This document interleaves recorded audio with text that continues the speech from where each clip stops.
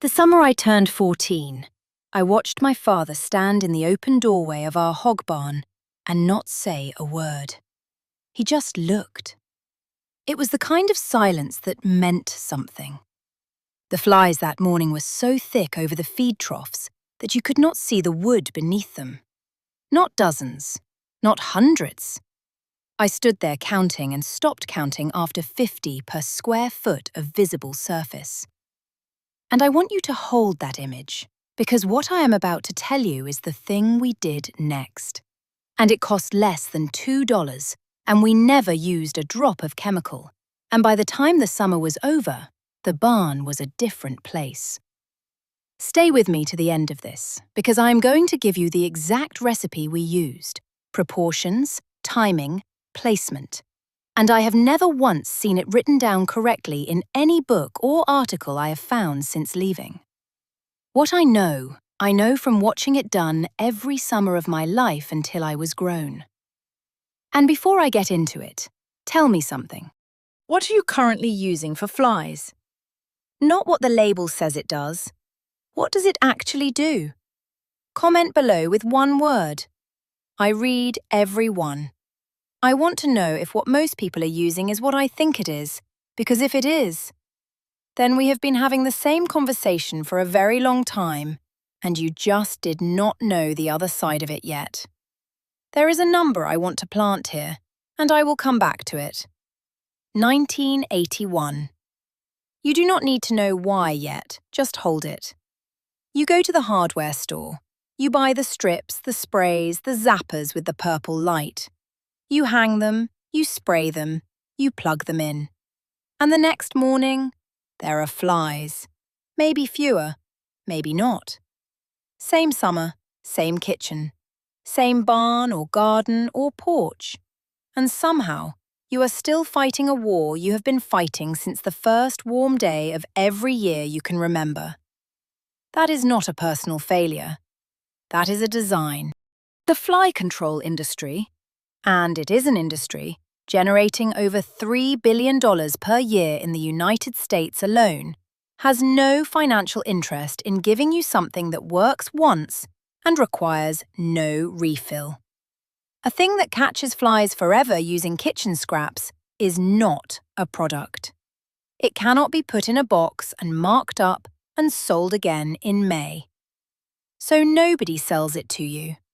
Nobody explains it clearly. Nobody tells you the part about placement, which is the only part that actually determines whether it works or not. And here is where it gets interesting. The commercial sprays, the ones with the yellow and black labels, the ones you have been buying, those sprays kill flies by attacking their nervous systems. They are classified as neurotoxins. That word is not my invention. The active ingredients in most household fly sprays sold in the United States belong to a class of chemicals called pyrethroids. They are synthetic. They are broad spectrum.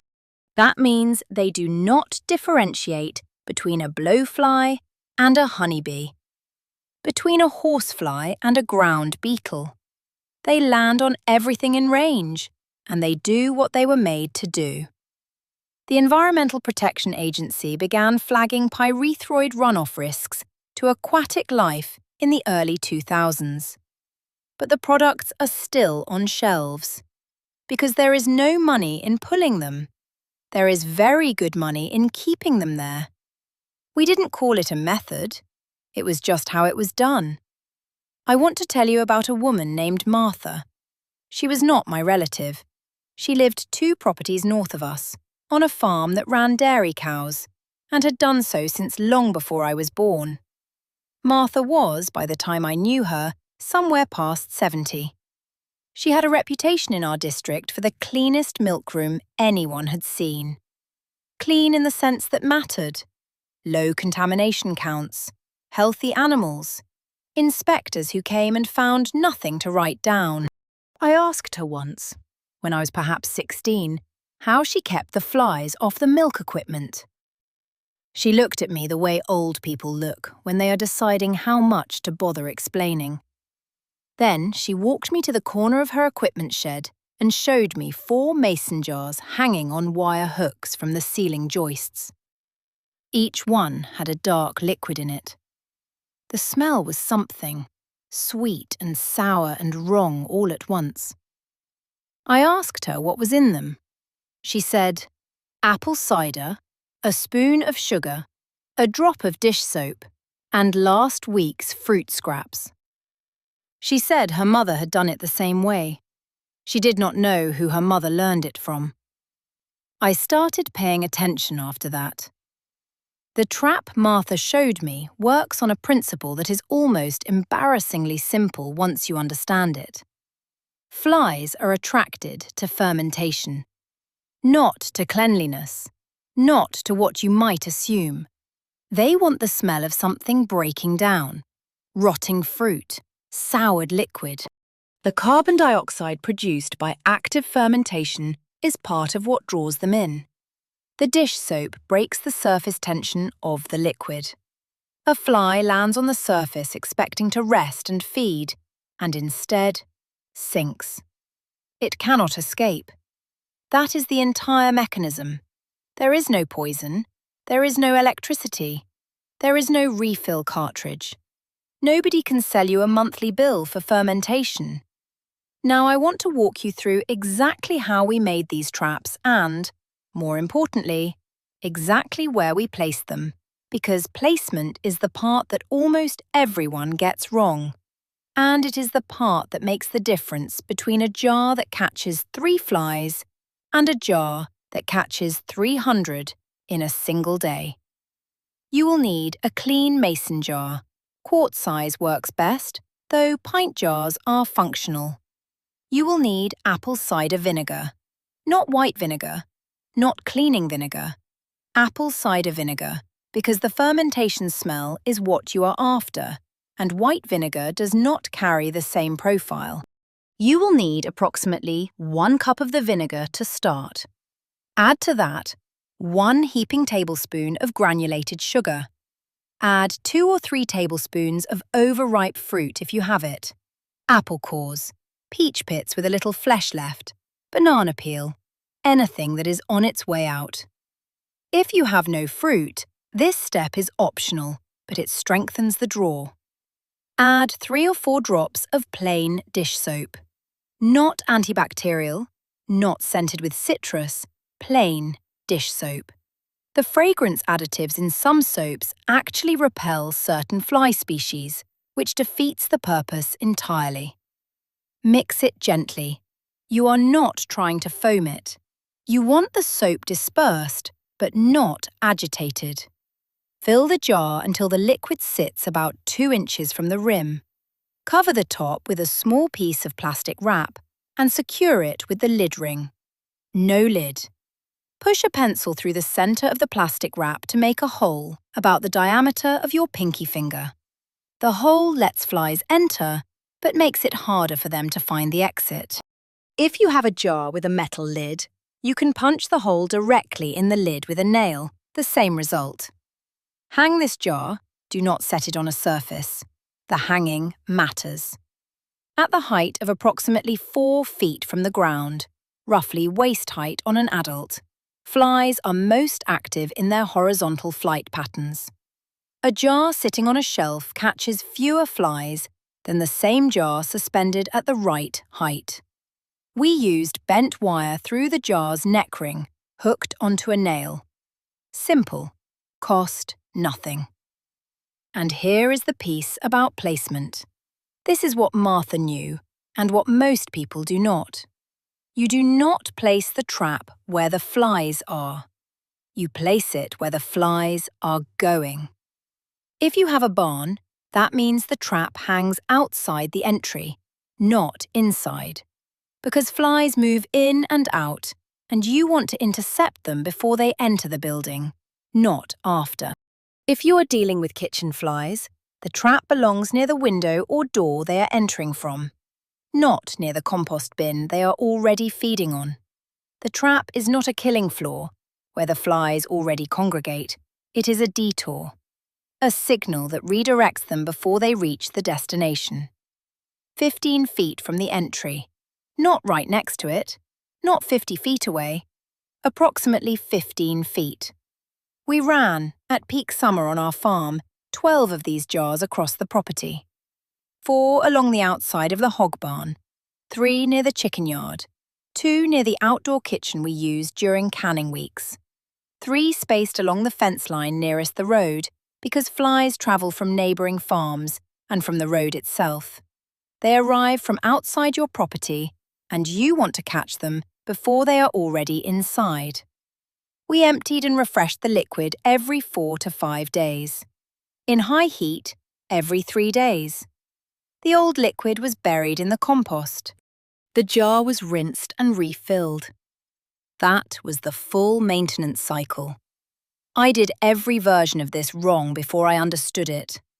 My first attempt, after I left and was living on my own small property, I set the jars on the ground near the compost bin.